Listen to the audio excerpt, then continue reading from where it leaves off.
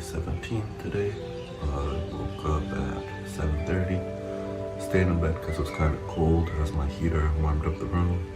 So it's like 7:50 now. Today is day one of microdosing again. I'm not exactly sure what I'm gonna do today, but I want to make sure I learn some shit to make the most out of the microdose and see how it affects me this time around. I tried microdosing maybe a year and a half ago or sometime then, and I definitely saw some benefits, which I'll talk about later once I'm more awake. But yeah, let's start this day off nice and brightly, nice and rightly, nice and smartly. Let's start this day off with a bang. This is my microdose kit. There are 2 tabs in here, each one 20 micrograms, so for 40 total.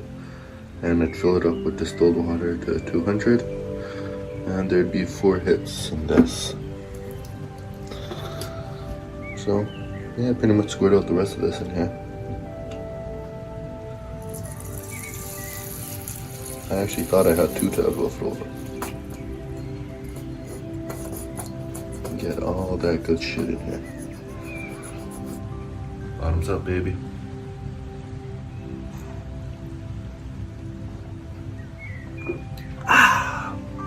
Just kidding, it doesn't taste weird. A little perfumey.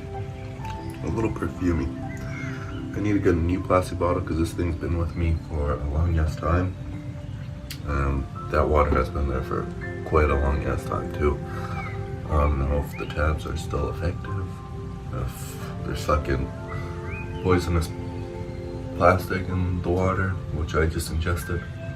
It's probably not the best for me to be ingesting, but I'm gonna get a new bottle to start off the new cycle of microdosing of hopefully something that is less infecting of my water, you know. The time is 12:45. I just finished studying some Portuguese, and today is also my off day from fasting, or from fasting till like 5-6 p.m. The reason being is because I recall reading one time that when you fast for an extended period of time, your body's metabolism adjusts to match your fast and stuff, and that it's good once in a while to shock the system with a lot of food intake. So it's kind of a catch-up calorie day / a little bit of a cheat day. So I made this tasty smoothie with protein powder, a little bit of almond milk, an avocado, a banana, some peanuts, and I think that's about it. So I'm out on a little walk. I thought I'd get out here, get the blood flowing a little bit, and see where my mind takes me. So far it hasn't really taken me anywhere interesting, and it's mostly been like shut the fuck up so I can focus on the present. And when I did tell it to shut the fuck up, I started feeling a little bit less tired, and everything seemed to go a little bit bigger. A mini dissolution of the ego. It was a little bit relaxing, and that's kind of what I'm gonna try to do the remainder of this walk. But yeah, there was some fresh snowfall the other day, or it's been snowing a little bit the past few days, and super thick and pillowy, and nothing more pretty than a shit ton of snow and mild temperatures, which is pretty mild. I guess this is small talk vlogging. Is there anything more interesting I can talk about? Because small talk vlogging really isn't that interesting. Small talk in general isn't really that interesting. Hey buddy, how you doing? You doing alright? But yeah, that's where I'm at the moment. Oh, so day one of microdosing is almost over. It's like 5:15 or something. And to reflect on this day, I started off the day neutral or slightly under neutral, so I'd say like a 4.5 out of 10, 5 being neutral, above 5 being positive, below 5 being negative, obviously. But then that slowly shifted upwards throughout the day, and I noticed something that I used to think or in my personal experience, I thought microdosing made me a little bit more neurotic, but it just makes you feel more.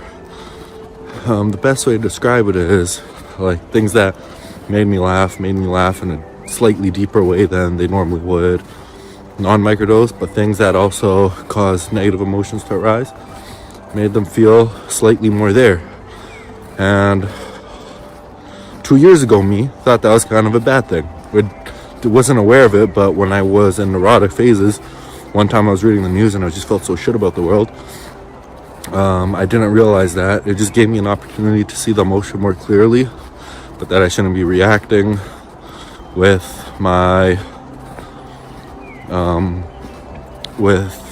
the negative emotion filtering my worldview.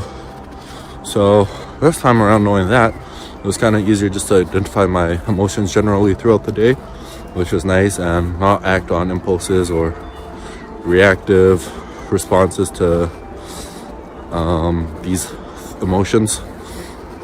So that was nice. Other than that, we're gonna see how learning and memory and cognition and whatnot changes throughout the next couple of days as I continue learning various shit and trying to learn Portuguese as well.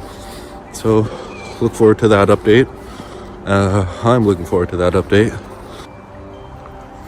So something just occurred to me,